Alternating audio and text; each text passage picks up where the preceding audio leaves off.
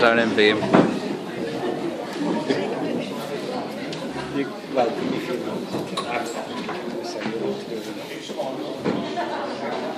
You filming it? Yeah, you.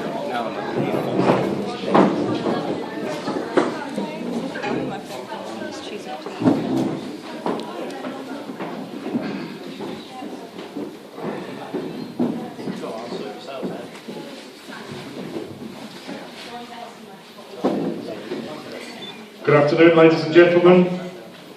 Good afternoon, I said. Thank you very much. I'll now pass you over to Sam, who would like to say probably about 10 million words.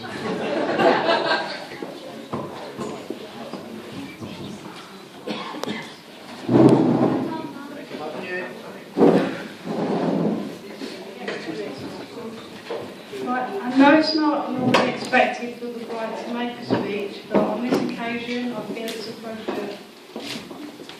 Right. To get to this point in my life, I would like to personally thank some of the people who have come on this journey with me, without who I would not be sitting here next to the man who has made me, Philip and Becky, the happiest we have ever been.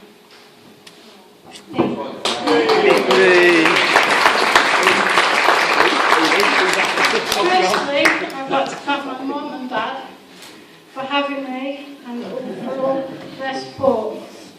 Thank you both for being there for us all when times were hard, and Dad making it extra special by walking me down the aisle today. Thank you both very much.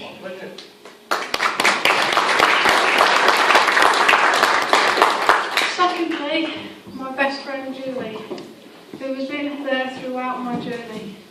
When I was at my lowest and lacking in confidence and self-belief, she helped me get back my confidence and helped me to believe in myself again. She was always at the end of the phone, day or night, never too busy to listen, and didn't hang up, even if on a few occasions it meant burning the dinner, especially at the right and more than one occasion. We have been friends for 9 years, and she, more than anyone, has seen all the changes in me. She picked me up when I was down and was happy for me when things were going right. Julie, thank you for all the laughs and fun we've shared. Thirdly, I'd like to thank Wendy, who unfortunately is unable.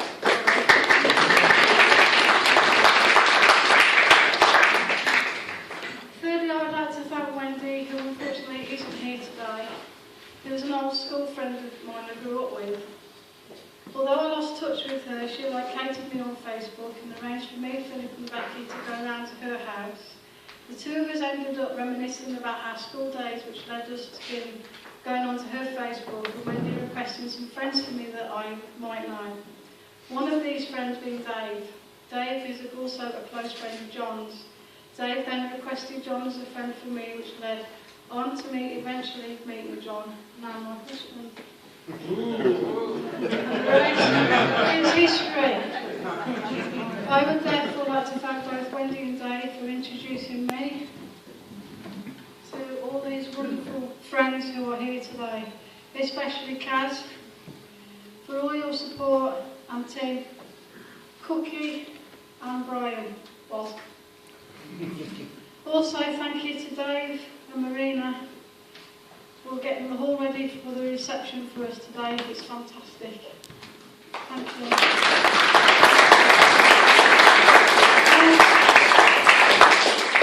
Next I'd like to thank Joan, Roy and all the Hughes family for welcoming me, Philip and Becky into your family. We love you all to bits. Thank you.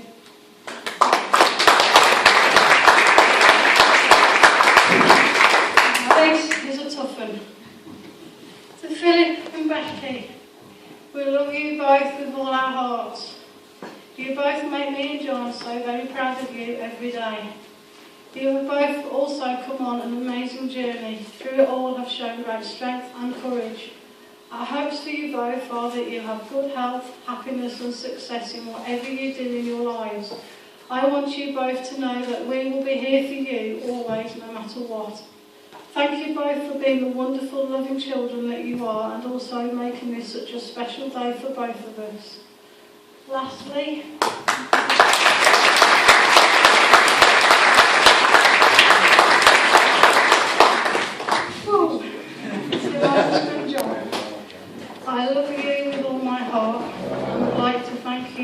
you have brought to our family. You have loved my children as if they were your own. You have supported us through all the good times and not so good times. They couldn't have wished for a better father figure. You have brought love and stability into our lives when it was most needed. You have made me so happy more than I have ever been. And I look forward to spending the rest of our future together and lots of happy times to come. Yay!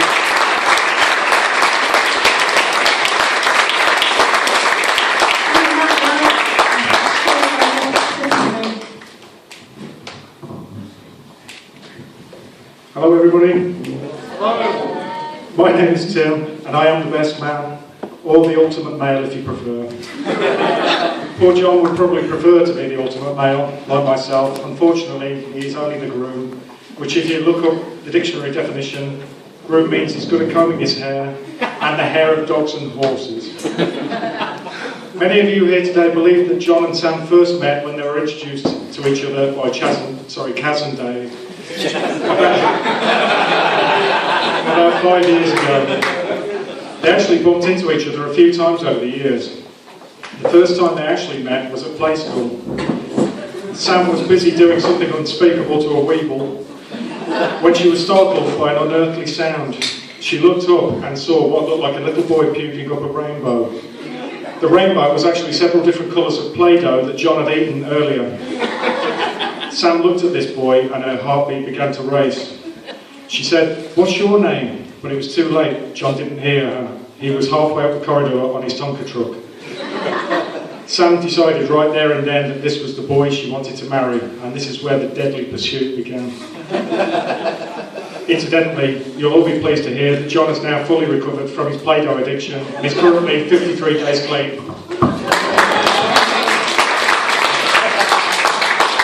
The next time they met was at infant school. It was playtime. John and his mates were playing a new game that they had invented.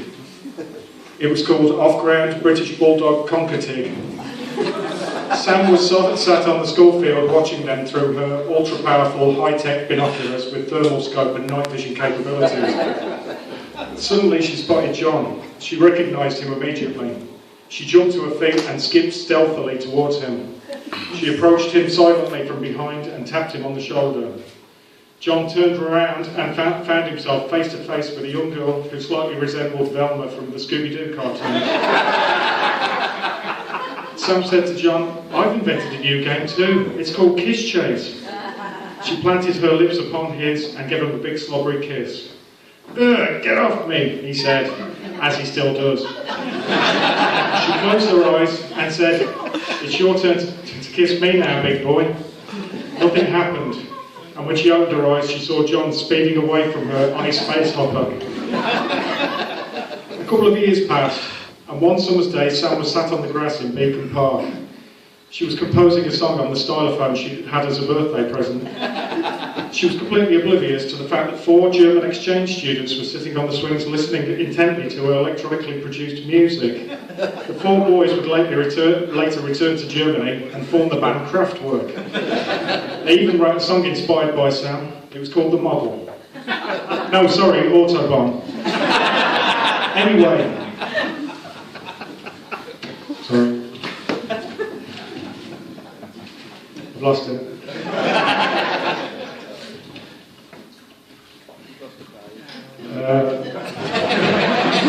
Oh yeah.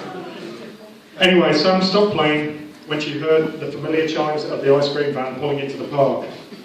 She ran to join the queue. A little boy beat her to it. He said, "Can I have a quadruple cornet with 12 scoops of ice cream, 6 flakes, strawberry sauce, and a separate bag of crushed nuts that I can sprinkle on myself?" Sam realised it was the boy that she liked. She noticed his rally chopper leant against a wooden post. She poked him in the back with her finger and he turned around. She said, "If you give me a baccy home on your bike, I'll be your girlfriend."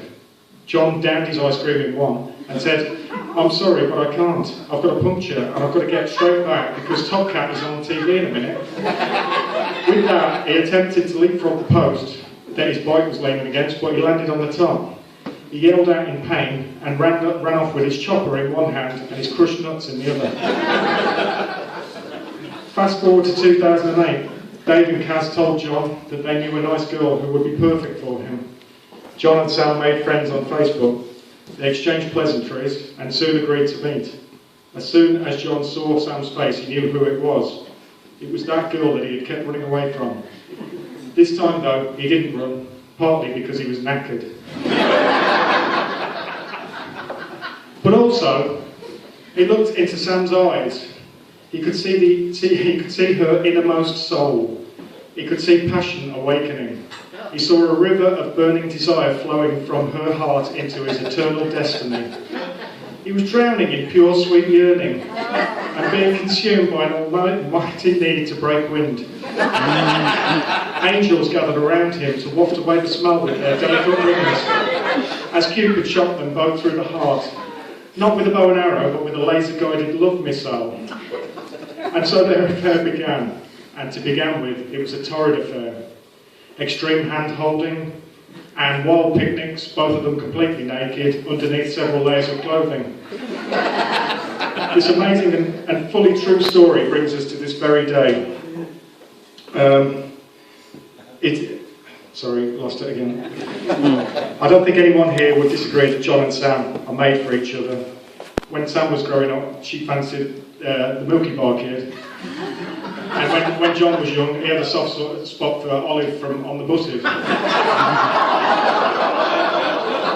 So let us congratulate them. I wish them much happiness in their future lives together. Please would you all stand and join me in drinking a toast to the happy couple. And to the bride and groom. Bride and groom.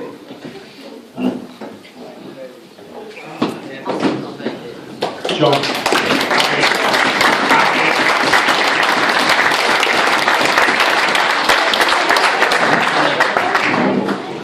Can't fault his inventing. Fantastic. Cheers, Tom. True stories.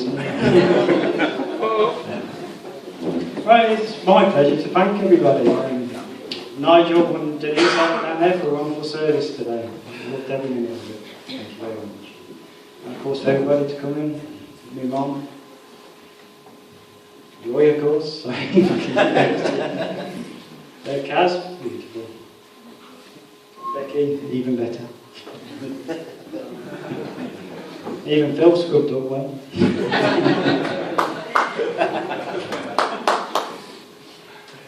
To Sue and Graham, thank you very much. And to all of you.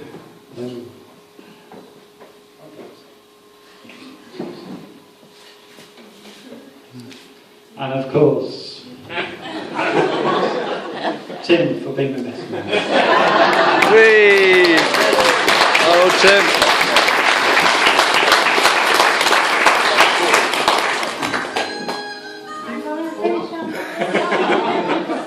Yes.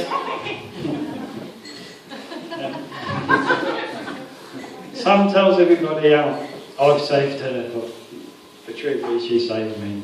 Thank you.